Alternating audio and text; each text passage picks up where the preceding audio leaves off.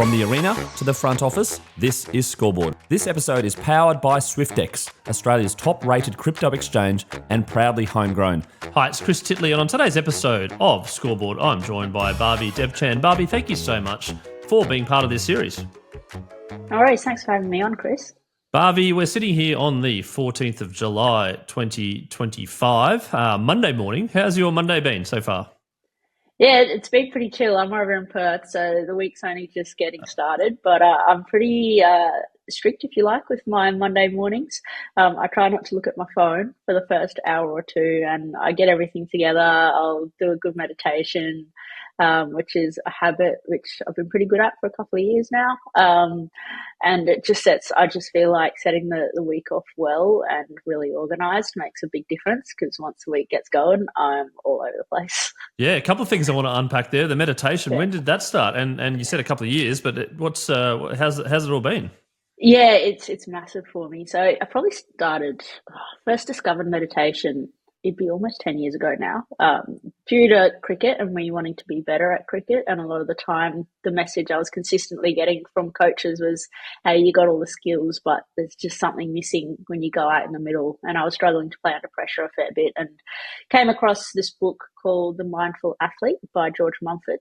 And it was just completely changed my life in the moment. But as all new habits, was on and off for a very long time, flirted with it in 5-10 minute spaces, really enjoyed it, felt good, but didn't really properly commit. But in the last year or two, I've gone pretty deep, to be fair.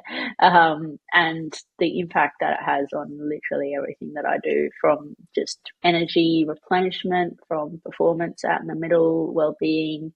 I just know it's a cornerstone for me. And if I'm doing it regularly, I just feel a huge difference. And I find the mornings a really good one to do, because I tend to drop deeper into it without all the noise. And then I know it's ticked for the day, and I can get on knowing that I've done something really good for myself. And what do you reckon the strongest benefits are to you? My next door neighbour started doing it about a month ago, and she's a lot more relaxed, and she's like, if things happen or things that are unexpected during the day, she's like, it's fine, I meditated today, everything's good. Yeah, a beautiful analogy that I really love is it's like you're the blue sky behind the clouds. So it's not that the clouds don't appear, and there's definitely going to be a storm, and there'll be lightning and strong winds, and life happens. There's always challenges. However, when I'm practicing meditation, what I find is I'm able to operate from that blue sky. So I can see whether it's the emotions or whatever is going on, I can see it, but I'm not attached to it. And I know that the clouds will pass at some point. But what I found, that sounds great in theory, very difficult to do in the moment. And I kind of look at it as a skill set. And what we know from neuroscience is it is a skill set. So you'll get changes in your brain within 4 days, 10 minutes. And like the connection to the threat response in your brain, I won't get too nerdy too early, but it builds. So like if I scanned your brain now and then scanned your brain in 4 days and then 2 weeks and 6 weeks time, we'll see stronger structures that in the areas that regulate your emotions, especially under pressure. So it is kind of like going to the gym. You go to the gym, you eat your protein, recover well, you get muscles. It's the same for your brain. So it's pretty cool to know that there's some pretty rock solid science behind what many cultures have known for thousands of years. But I think that's the best way to describe it, is I just feel like I can operate out of that blue sky a bit better. Oh, that's a brilliant analogy. And then in terms of setting your week up, are you a bit of a list? Do you sort of get things in order for the day, for the week, for the month, etc.? How does it all work? Yeah, so I'm really, really good at making lists. I'll be honest, following them is a different story. So you probably can't see in the background here, I've got whiteboards and all sorts going on. But I do a lot of different things in my life. So I'll generally set something up for the week. And then it's more long term, so like medium term is probably better too. So what I've done recently is set up quarterly goals, if you like. And then I'll break that down into more so, right, what are my tasks for this week, or this next block of 2 weeks. I used to go day to day, but life's too hectic for that. So as long as I can arrange my schedule in some way to get to those 2 to 4 week or quarterly goals, I know I'm on the right track. When it comes to cricket and going back, but we haven't even touched on cricket yet, which is great. But going back to your early cricketing days, did you have goals that were sort of, I suppose, outcome based on like, I would love to get 200s this season, or tangible things, or like to win a premiership or things like that, or were they more individual goals? Yeah, so it's interesting you asked that because I was actually talking about this last night. How goal setting, if you like, has changed throughout my journey. At the start, 100%, it was like, right, I want this many runs. I'd love to get 100. This is the definition of success for me, is getting this certain amount of runs or making the team or playing this amount of games for WA or getting a big bash. It just kind of never ended. So whether I achieved the goal or not was irrelevant. It just never ended. And then what I shifted to recently, well, probably 3 or 4 years ago, was this idea of bucket lists. So I'd set bucket lists, which were things that if it was out of my control, such as making a certain amount of runs, winning a championship, winning a medal, whatever that was, it became a bucket list. Because for example, if you're going bucket list in normal life, say, I don't know, skydiving might be on a few people's bucket lists. If you never do that and you come to the end of your life, would you consider your life a failure?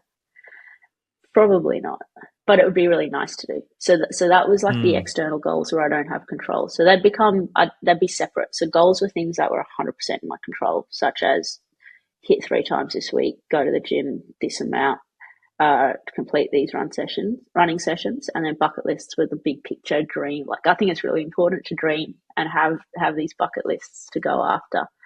So that's kind of the middle one, which I still do that a fair bit. And then I'm starting to almost, especially with cricket, towards not really have an idea. Of course, I want to score hundreds. Of course, I want to help WA win the WNCL. Of course, I want to help my club side get their first ever premiership.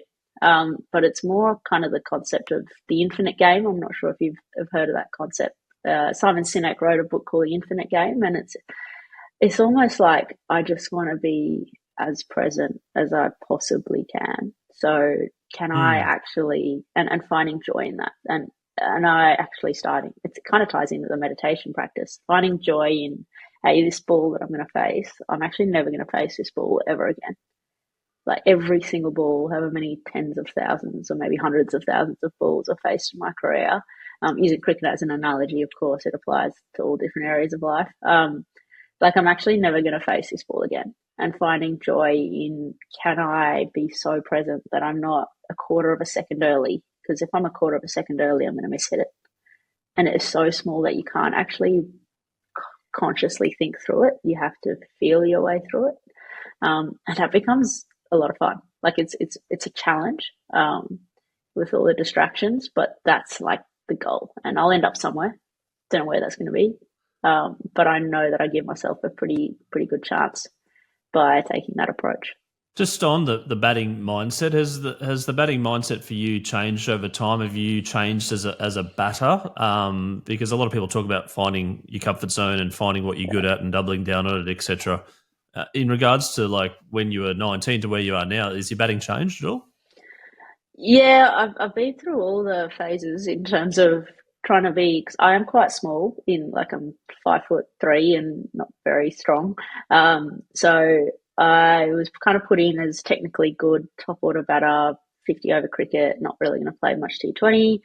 Then it kind of transitioned to, oh, you actually play really aggressively, and it's not all about hitting the ball really hard. It's actually about being smart and running hard. So then that changed again. And then it's funny, I'm about to go into my 21st season of cricket, and I've come back to, and at the end of the day, like, your strengths are your strengths, and I'm still this concept of making your strengths stronger. So I've been through the circle almost of going, this is who I am, this is what I'm good at, to know I need to be way more aggressive and trying to be a power hitter when that's probably not what I'm built for.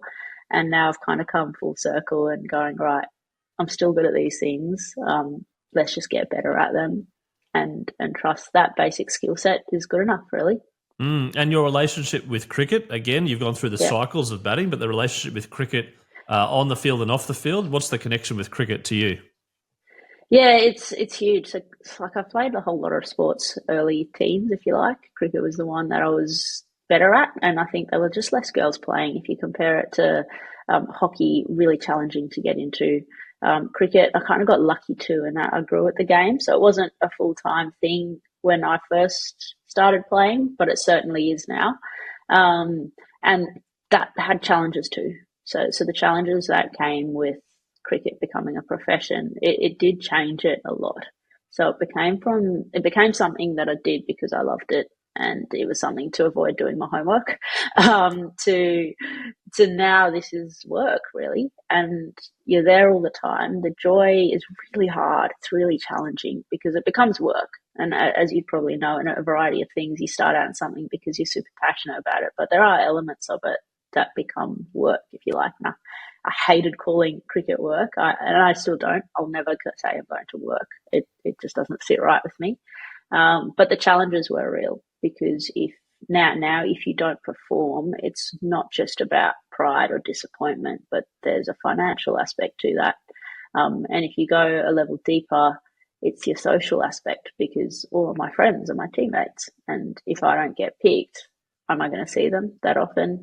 Eventually we drift away.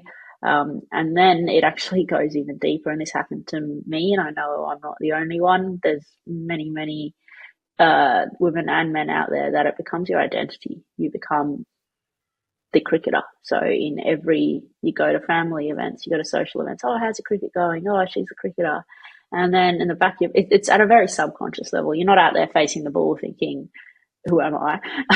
But it's essentially like, well, if I lose my contract here, and I had a couple of instances where I kind of knew I had to score in that game or I was done. And if you make a mistake and you're out, batting especially is pretty brutal. You make a mistake and that's your career, then it's like, well, who am I? What do I do if I'm not the cricketer anymore? This is what I love. It's my passion. Then what? And that becomes a very scary thing. And funnily enough, it doesn't help you perform either. So it's been quite the journey. You go through all the waves, and I think I've been dropped so many times that eventually have learnt the hard way. That it sounds counterintuitive, but it's almost accepting that I might be dropped. I'm gonna fail, and it's like, yeah, I am gonna fail. Your odds of failing are 99% of the time you do if you get out in any way. And with that, you actually find freedom because it allows that different definition of success, of enjoying like this ball in front of you, and also giving back to your teammates and something that's greater than yourself as well. And I think that aligns to life really well too.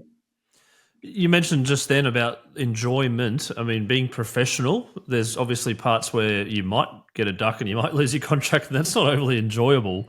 But then taking it back to your roots of why you play the game, and you mentioned about having fun. Is it always fun in the professional era, or have you just gone through just huge roller coaster emotions? As you mentioned, you've been dropped a number of times. Don't get me wrong; it's a lot of fun. Like, it is the best job in the world. You get to hang out. Don't with call your it work, mates. right? It's not work, but it is the best way to spend your days ever. You've got your mates, you've got a community of people, and it's something I've only realised as I'm starting to transition out. Is that tightness of a group it's beautiful, and it's a lot of fun. However, as I said, once you get into it, it becomes your normal, and then it can be pretty challenging. And there is a dark side to professional sport I don't think many people really talk about. We're pretty good at it in Australia. I'd say we're almost world leading when it comes to talking about this and the well-being of sport. But there is a dark side to professional sport, and often the people who make it and crack it, they're addictive personalities. They want to go all in. They want to give absolutely everything to their craft. And with the lion, if you like, so that you've got to learn how to work with that lion inside, because if it's untamed, it can go a little bit wild. And if you basically cage the lion in numbers and stats and KPIs and metrics that you have to meet, and all of a sudden there's days, and still now there's days where you're training, you're at the WACA for us in WA. I actually calculated it last season. I was training, I was at the WACA for 6.5 hours, and in that 6.5 hours I had a 15 minutes worth of batting. Right, 15 and minutes. that's what you're known for in terms of, broadly speaking, as a as your craft, to a degree, yeah. And so you wind that back, right? What made up the other 6.5 hours? And it's by no fault of the coaching Yeah, you're not staff. blaming the They've lacquer got or to whatever. fit It's just 20. They've got to fit 20 girls into a program. But now there's 2 meetings. There's strength testing. There's physio testing. Then we'll go out and field for a bit. Then we'll come back and have another meeting. And then so all of a sudden, all of this noise is coming into your head. Now, one part of it is you have to do that because that's type performance. Like we're ticking every box. We're making sure that we're covering all aspects and making like the whole prepare the best you can, and then you can let go. So there's an element of it where you have to do the work, but then at the same time, how do you manage that without losing that instinct and losing the joy of playing, competing, and loving that actual contest? So it's challenging. Like there's no easy answer here, but my personal experience and my gut feel is perhaps that this is more so in high performance, and this applies to high performance in the workplace too. That we almost need to back off a little bit and find that instinct and more prioritize recovery, and actually starting to switch off a little bit more. And the more we can switch off and back off, then the more energy we have when we're actually there. There's a lot to unpack there, and I want to dive deeper into the dark side of sport because we had Tom Boyd on recently who quit AFL at 23, and he was talking about the pressure of his injuries, like the forcing to go, it's not forcing, but sort of like the quicker turnaround to get you right to play the game, to play the final, to win the final, etc.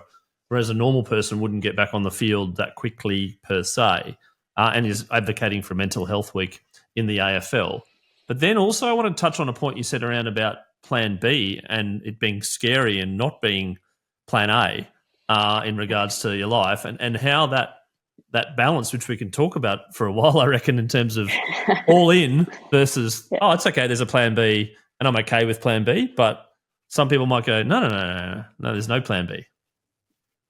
Yeah, I'm not sure exactly where I sit on this, to be honest. It's been a bit of a tussle in my mind of the whole plan B aspect. I do think, of course, you need to have something outside your sport because we can't do it forever. So there needs to be something. Yes, and that's fact, right? Yeah. Yeah, that's the rational side of it. Yep. The emotional side of it for me is like if I look at the reality of me in my mid-20s, I didn't want anything else. That felt like failure to me because all I wanted was to be a professional cricketer and to be in that starting 11 and to contribute to my team winning games. That's all I wanted. So when I thought about what was happening, it didn't actually help. It sometimes made it harder because it was like, right, am I accepting that I failed here? It is one thought that I have. And along with that thought is it takes a lot of courage to go all in, right? Like there's a courage piece here to go, I understand that if this fails, I might be in a lot of trouble, but I'm going to take that option. I'm going to go absolutely all in and give this a red hot crack. It's one thing, which I think is a really brave way to go and a really cool way to go too. The other side of it is to really put a lot of eggs in a basket that's not just sport, because we start to build a more rounded person. So your whole identity is not wrapped up in that sport. So that's where you go, okay, my number one priority at the moment is my sport, but also what else am I interested in?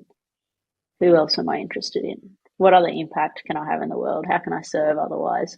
That's not just me scoring runs.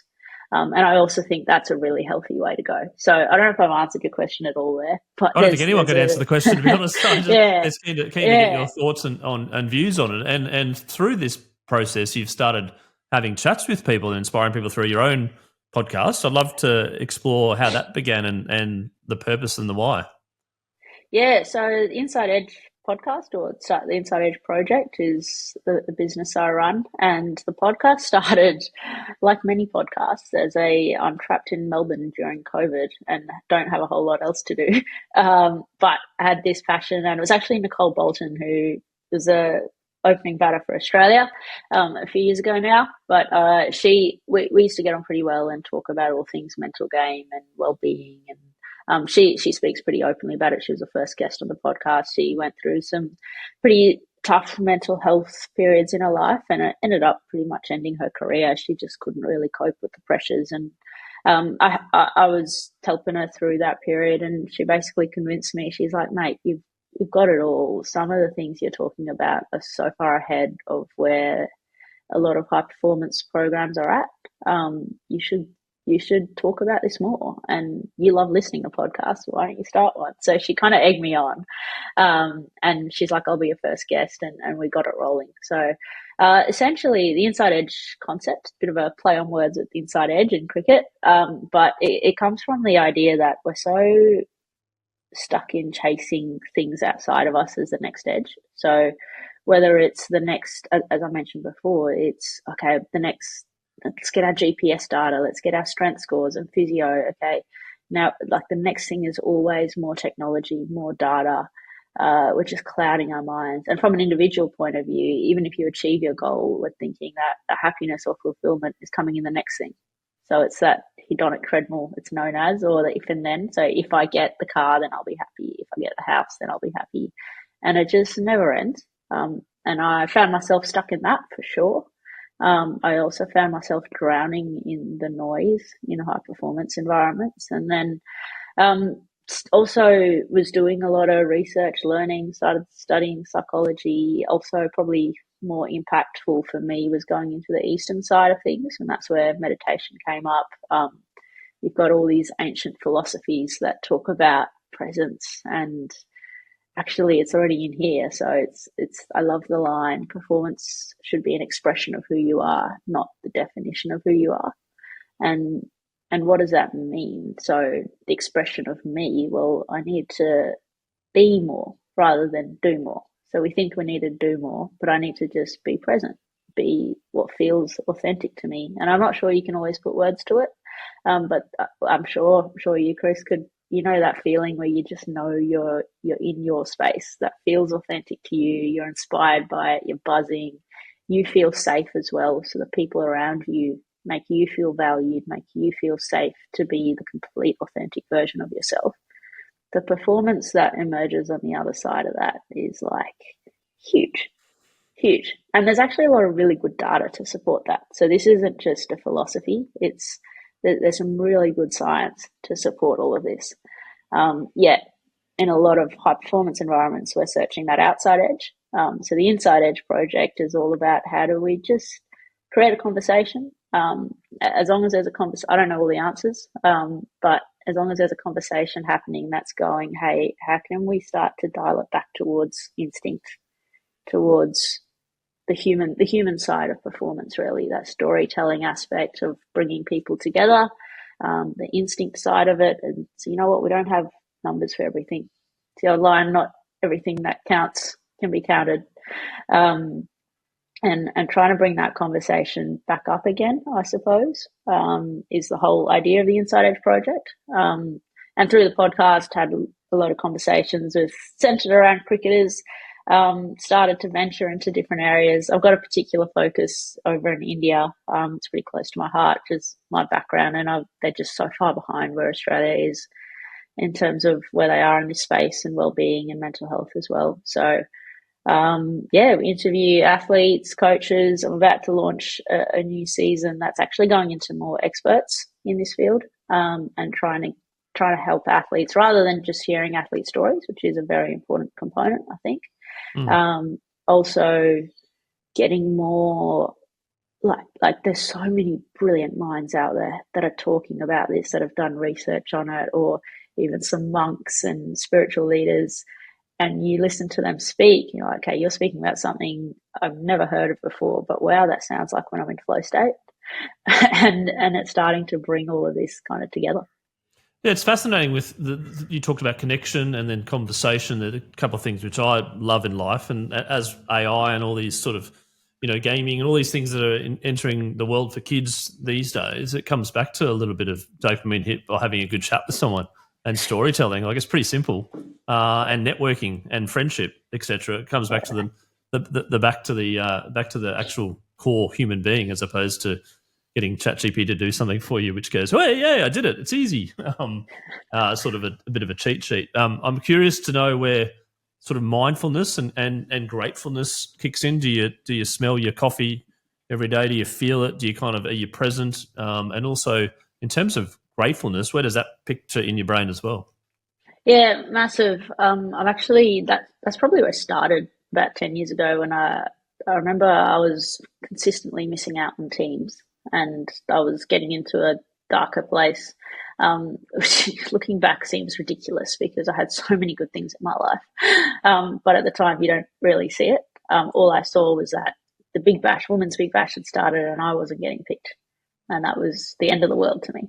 And I look back now and feel a bit embarrassed almost. Well, it's because you cared a lot, right? It was like you had a deep care for that particular, object to play, right? It's a feeling. 100%. Yeah, 100%. And it feels ridiculous, but it's also, I know I'm not the only one. Absolutely not the only one. And I know I was hearing a story about someone's talking about a billionaire that was saying when he made his third billion, that's when he thought his father would love him. And it just, I think that it's powerful, right? That statement, where if we don't, as you mentioned, the gratitude piece and gratefulness, if we don't step back and actually consciously be grateful, because our brain is wired to be the complete opposite. Our brain is wired to be a threat detecting machine. And it's part of our biology, keeps us safe from a physical point of view, not so great from a mental point of view. So we have to consciously engage in a gratitude practice. I've been through a range, so I went through the whole write 3 things you're grateful for each day. That was really good, but it probably got a bit monotonous for me. And what I really love is the feeling more than the writing. I've actually, this sounds a bit bizarre, but my recent one is, I know one thing I do without fail every night is brush my teeth. So when I brush my teeth in the evening, I've paired it up kind of in the habit stacking thing where I'll just think through the day of what I really enjoyed and what I was grateful for, and try and actually feel that. Because I found, I don't know if it's just me or if it's a thing, I'd have to do some more research, but writing is great and it's a good way to do it. But I think because I've done that for a few years now, feeling it, so going through, like just rewinding through the day, like that was awesome. Got to chat to my best mate, or gee, that coffee was nice this morning. Even something so simple as, hey, I drove into work and came back and wasn't in a car crash. I think I've trained it so well for close to 10 years now. It comes to me pretty easy. But I know that certainly wasn't the case at the start. Like I couldn't even think. There were times I couldn't even think of 3 things. And I literally I had a car. I had all my family members are healthy. I had a roof over my head. I had so much. You probably wrote them down yesterday and you're like, oh, I'll write them again today so I don't have anything extra to add. It's quite difficult to be grateful consistently. We have a little thing in our family where we say the 3 Gs at sort of dinner time, good, grateful, and grams, so to speak, like a photo that you'd picture, you'd sort of put on Instagram or put on, just take a photo. And the grateful, like we sort of exclude like mum or dad cooking dinner every night because that's an easy out. And so then we start to exclude some grateful things and it becomes tricky. It becomes tricky with the kids because you're like, exclude it because it's sort of a given, but then you don't realize it's like a given's a good thing, right? So you should be grateful for it every day, right? But it's hard to kind of understand, grateful for the meal that you're eating right now, and you can go deeper, but you're like kind of, so it is a tricky one. I've lost my train of thought a little bit. But no, that's cool. I love what you're saying. So like you're doing that with your kids in the evening.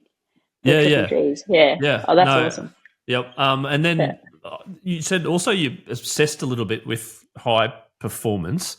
You read a lot. Do you sort of listen to a lot of podcasts? Do you kind of read books around it, or look up website articles about trying to get that little 1% edge, I suppose? Yeah, so that's where it started. I think that same period I mentioned where I was missing out on a lot of teams despite trying really hard and ticking all the boxes and doing all the training, but I just couldn't, and rightfully missing out on the teams. Like I just wasn't performing that well. That's where I discovered podcasts, and I know they're big now, but this was, I'm going to guess 12 years ago-ish, 10 years ago maybe. And they were just starting to really get rolling. And the first podcast I listened to, I binged it. There were a couple actually. Finding Mastery by Michael Gervais, and he's still going. School of Greatness, Lewis Howes. So I started to get into podcasts, and my job at the time, I was driving, so it was mobile. So I was working as an exercise physiologist, and I was just spending a lot of time in cars. So that's where it kind of got started. And it just opened my mind up to this whole new way of thinking, and how if we can actually shift our perspective first, a lot of the things external to us change too. So it's not so much the conditions that you're living in, but the perspective you have of your conditions that make all the difference.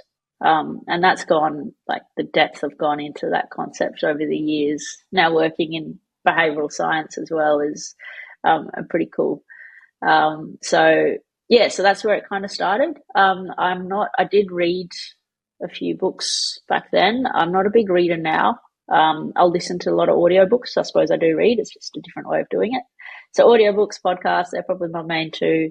And then, I just go whatever's getting released and I'm interested in. Definitely got deeper into, so my current one that I listen to the most probably at the moment is by Johnny Wilkinson. So I'm not sure if you know, the rugby player. Yep. So he's had a fascinating journey. So I highly recommend anyone listen to listen to him getting interviewed. It's on the High Performance podcast, Johnny Wilkinson, and it'll blow your mind. So I heard him there and I did not expect it at all. And then he's released his own. So it is pretty hectic in terms of how deep he goes into the spiritual side of high performance, if you like. And you wouldn't expect it from and he said he actually apologized for writing his first book because he was like, I said all the wrong messages there. It was all about achievement and the next thing and the next thing and pushing yourself and motivation. And he's like, it's a complete opposite now. It's like, right, be the best version of me now and see what unfolds, like embrace the unknown kind of concept. So, so like a lot of different things for me. Couple of things I want to touch on there. Competitiveness being one, and the other one being leadership. Where do you sit on both of them? So it's competitiveness. I don't think I'm as competitive as a lot of my teammates, weirdly. I do love, don't get me wrong, I'd get extremely frustrated, particularly I remember being as a kid with my brother. I'd be so angry if he was beating me in backyard cricket. Like that would really get me going. And whatever it comes back to the siblings, you know, like multiple podcasts that I've done comes back to the competitive started in the backyard with the siblings, generally the older siblings. Yeah, well, the thing is with my brother, he's younger than me. However, he's a big guy. Like he's a big unit. He's 6'2", very strong. So as soon as I reckon I was probably 13, he's 8. We were game on. And then that period, he quickly overtook me and I'd get more and more frustrated. But what I did, I almost feel like I've tamed down my competitiveness a little bit. Like it's not so much about beating the other person. However, when it comes to, I reckon that's probably what it is. I'm trying to think through it in my mind. So I'm not as competitive in a one-to-one scenario, but I do love when I'm in a team, I really get into it. So I love the team aspect. And I think that's why I play a bit of golf and a bit of individual sports here and there. I just never really wanted to beat down the person, go, you know, like a Michael Jordan sort of, you know, a game against a security guard or something. I'll have to win. Or let's keep playing until I win, you know, or a game like of that. Scrabble, like with the family, you're like, you know, let's keep playing. Come on, I want to win. I need to be. Yeah, you're right. That's it. So it's like Michael Jordan. Even now, there's the stories where he can't not. I don't have that in me. Yeah, I don't have that in me either, to believe it or not. Like I've never been a sort of competitive, yes, but like yes, you want to see your team win, but then and yes, you want to win, but I'm like, oh well, I tried and didn't win. Yeah, so maybe I need a bit of this. I don't know. The other one is leadership, around being a leader as a high performer. Do they go hand in hand, or can you be a high performer or not a leader? Well, it depends on the definition of leadership, to be honest. So I think if you define leadership as, like, leadership's different to authority. So leadership is a practice, and you can lead. It's about what you do in each moment. And within that, are you able to effectively be aware and regulate yourself under pressure? And can you then have the capacity to be aware of other people and what's true in their world? Even if we disagree, for example, if we're in a complete disagreement about the way things should be done, can I have a generous assumption about where you're coming from, hold what's true for you, and still disagree? So I'm not going to agree with you, but I can properly understand with empathy where you're coming from. And now I can offer a different perspective. Now, for me, that's leadership. Can I regulate myself? Can I help you regulate and understand you? And we're still then very direct to get to the point. And that's a practice. That's something you do as you move through. And that is essential. You cannot function under pressure and get outcomes if you're not able to regulate yourself and work with people around you. So I just don't think it's, but then authority is slightly different. So authority for me is, I'm in a position, which we would say a position of leadership, but that's like your manager or your coach or your captain where, they are. As a parent to a child, to be honest, as well. Yeah. Sometimes the authority, you put your shoes on. Why? Because I'm your parent and you need to put your shoes on because I told you so, because I'm your dad, it's kind of tricky sometimes. I'm going to touch on your scoreboard moment now, which is a moment which I ask my guests around in your life that's pretty vivid and pretty memorable. And from that moment, kind of things changed. Yeah, I'm going to go back to a moment, 2019, where I actually lost my contract with WA. And that was at the time, again, I thought my world was ending. I never forget getting the call. I was at my dad's work, actually, and I just could not stop crying. And I wasn't actually expecting it because I had a pretty good season. But if you looked at the last 5 or 6 seasons, it wasn't great. But again, that was the final moment. So even though I was missing out on a lot of teams and whatnot, that was the clear cut, you're not involved here anymore. And that really broke me at the time. I found it very difficult to get my head around because I'd been going to the WACA for pre-season since I was 13. So for 13 years, I was 26 at the time. For 13 years, they were all my friends. It's just what I did. It was everything about me. So I found that really challenging. But in hindsight, by far the best thing that's ever happened to me, by far. And the reason for that is the perspective shift that I gained on the other side of it. Now, it took some time. What I did do is I went over to Ireland and I played a season over there. And one thing that did is totally brought back the joy. Like, I didn't realize how far off I was from that little 11-year-old that started playing. I just didn't realize how far off I was. I could have talked to you conceptually about it, but once I went over there, in Ireland, cricket's not really a big thing. It's definitely grown very quickly in the last 5 years, but a lot of people don't play to be professional. They play because they like playing. And it's also very community oriented. So you go down to your local club and every Friday, every night of the week, the club's open. It's very different to Australia. Every night of the week, the club's open. There's family there. They come after work. There's kids running around everywhere. It just brought back that real community aspect to it. And whether we won games or we didn't, we'd be all around having a drink or a softie, having some dinner together, and that real joy I found again, which I never would have gone to Ireland had I been contracted. So sliding doors moment. Yeah. Yeah. And the second part, which is probably more significant, is I went on a tour to India, which I'd never been to India before, even though my grandparents are from there. I went to Cricket Mentoring, which is a coaching group who have a big focus on the mental side of the game anyway. And it wasn't actually anything to do with cricket. We went to, as part of the trip, we visited an orphanage. Happy Faces Global is what the group of orphanages are called. And I'll never forget this moment. This is probably the scoreboard moment, actually. We went in and we were getting a little tour. The kids were so happy to see us. They were so happy. And this kid, he didn't speak great English, but he was on the floor and he was just had this massive smile on his face, massive smile. And I was trying to talk to him. I was like, hi, I threw some balls to each other. I said, oh, where do you sleep? And he's got this huge grin on his face. And he's looking and he's pointing down like this.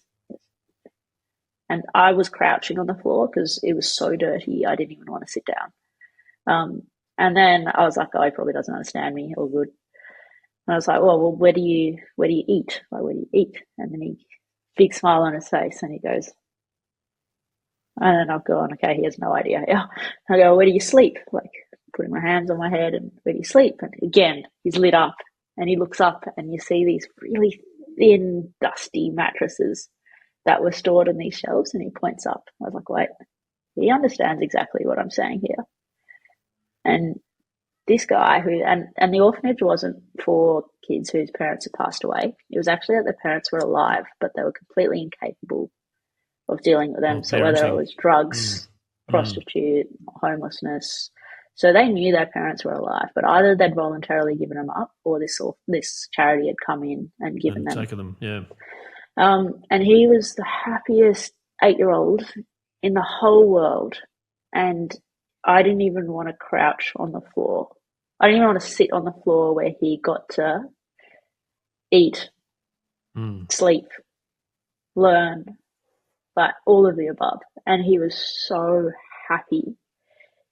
So he gets to sit on this floor and eat. And I was like, I have to crouch on this floor. There's a very big difference, and I get to, or I have to. Yeah, the thinking around the words and the language around. So the language. Kids from school. Yeah. Yes, and it's like I get to pick up the kids. I get to go to work today. Back to your gratitude question, I suppose. And that's the moment. Like, honestly, in a moment, it all shifted for me, and I was like, "Wait, I'm going about this the wrong way." Like, when I say this, life, and it's like, whoa, this isn't right. Like, I'm searching in a stupid leather cricket ball for happiness, and this kid's got literally nothing, and he's happier than I was. He's happy. Yeah. Wow. That's a pretty powerful scoreboard moment. I reckon that's up there with some of the best the best that we've had. So thank you for sharing that. The other question I asked my guests is around your all-time favourite sporting moment. There's been so many, but everyone's got a little bit different, and I'm keen to know what yours is. Yeah, I think so one that's probably not personal to me, but I still go back and watch it, is when, it's very nerdy, but when Michael Hussey hit the winning runs in Adelaide. Amazing Adelaide. There was a DVD Adelaide. About it. Yeah, back in those days, DVDs. 2006-07, I reckon. And the reason I picked that one is because Michael Hussey he was my childhood hero.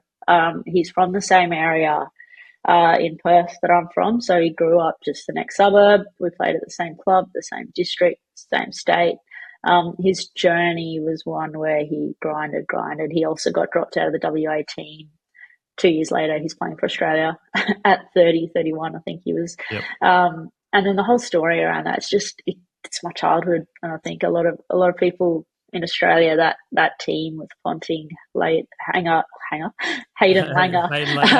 McGrath, that Warney, whole team, Gillespie. It's just that joy of cricket, right? And then us, who I've was lucky enough to have my podcast as well, and awesome. he actually, so my club Wanneroo, they had an academy called the Michael Hussey Cricket Academy, which was just for girls, and through some money that was brought in through that Mike Hussey Cricket Academy, that's where I got a lot of one-to-one coaching. So if I hadn't had that opportunity, I'm not sure I would have got as far as I had, because it was all covered. We didn't have to pay for it. Oh, awesome. And then, so like for the full circle, and then just the story and the emotion of that was pretty cool. Yeah, I noticed they on cricket.com.au they throw that every now and then. I'm sure with the Ashes coming as well, they're going to throw that back, and rewind it and replay it. And what a moment and what a time that was. And so many cricketers left after that in terms of the team just got reshaped. And we're sort of seeing a bit of an era with the men's team now that is kind of getting towards that type of caliber in regards to like there's an exodus coming at some point in time. It's a big reshuffle, but when is it going to be? And maybe it's a 5-0 Ashes series win. Maybe it's not. We'll see. But all to play for. Now, the final question we have in regards to sport and you. Before I get on to a little bit of one-on-one stuff, which is kind of fun, but it's the bucket list, and this is powered by our new sponsor, Swyftx, which is where can crypto take you?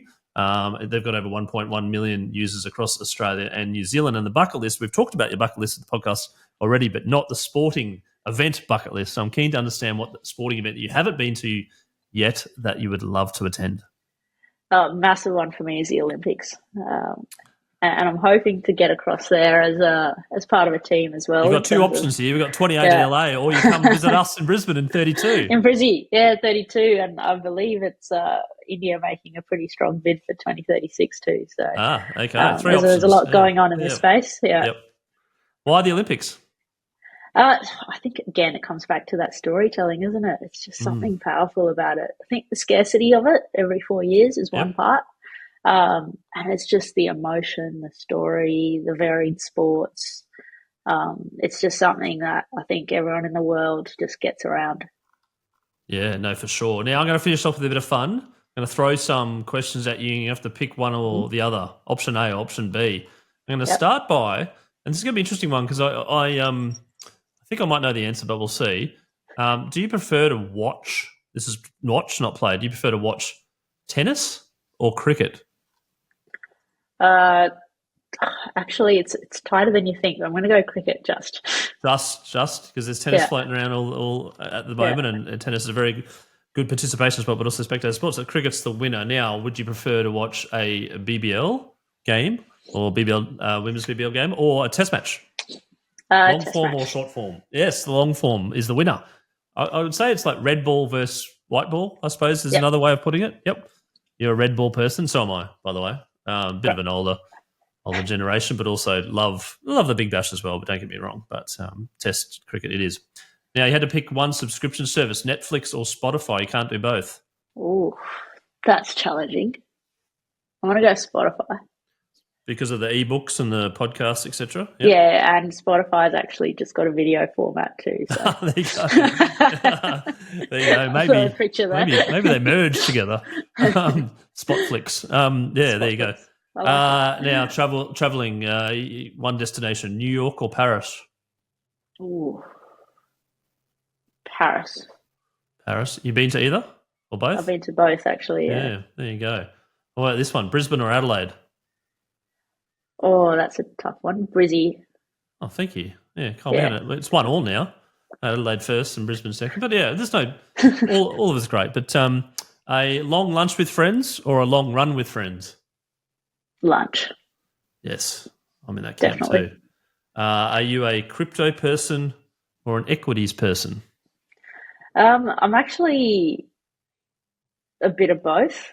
I'm dabbling. I don't know much about crypto, and it's certainly an area I'm very interested in. Yes, it's the digital emerging currency, I suppose. Bitcoins. There's lots of different coins, etc. But Swyftx is our partner. Check them out, I suppose, if you want to. A bit of a plug there. But I've been in equities all my life, so it's an interesting one as well.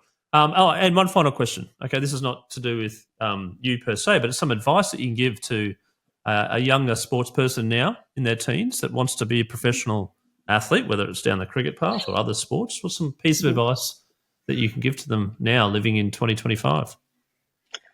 I would say enjoy the grind.